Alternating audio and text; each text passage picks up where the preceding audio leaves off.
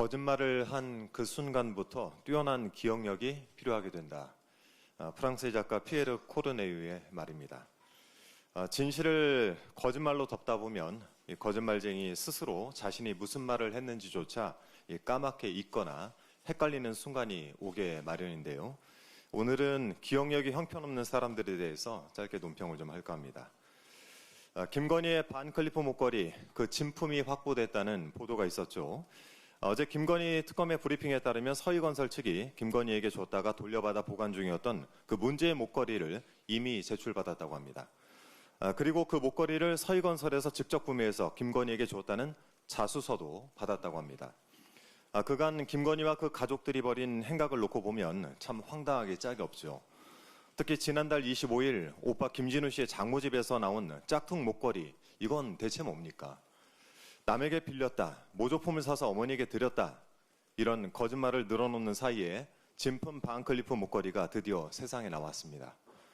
수사 과정에서 이 목걸이가 등장하자 김건희 측은 방어권 행사에 중대한 지장을 초래하는 행위다 라면서 반발을 했다고 하죠. 글쎄요, 증거를 인멸하고 오염시키는 행위까지 방어권 행사로 볼 수 있을까요? 그건 그냥 구속에 합당한 사유일 뿐이고, 그래서 그렇게 구속이 된 겁니다. 출처와 행방을 물어야 할 명품들은 반클리프 목걸이만이 아닙니다. 통일교 측이 김건희에게 샤넬백 2개, 영국 브랜드 그라프사의 다이아몬드 목걸이를 줬다고 하죠.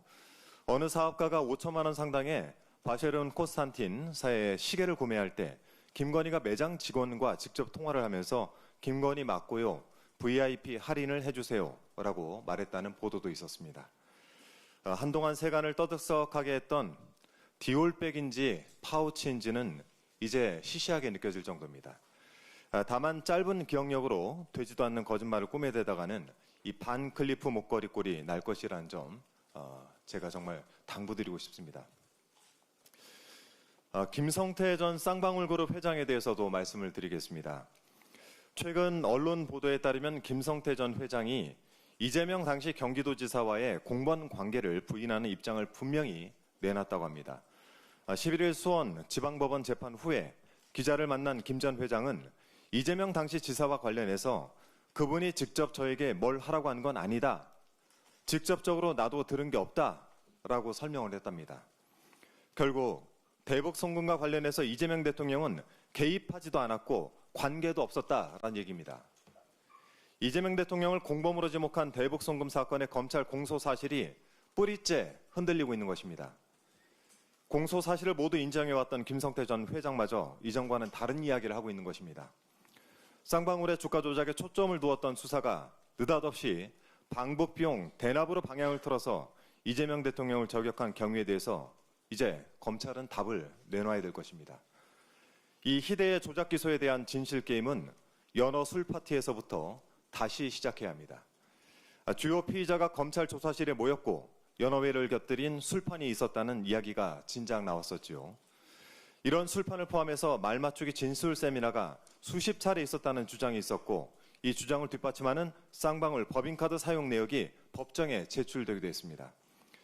비록 재판부가 연어나 술 등 제공이 있었다고 하여 피고인이 진술할 때 근본적인 영향을 받았다는 것을 쉽게 납득하지 못하겠다라는 판단을 내렸지만, 이 판단이 진술 세미나를 하지 않았다라는 것으로는 볼 수가 없는 것입니다.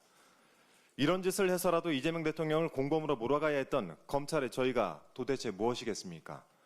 수십 차례 모여서 머리를 맞대 그렇게 해서 짜낸 거짓말이 아무리 정교해도 단 하나의 진실 앞에서는 무너지게 마련입니다.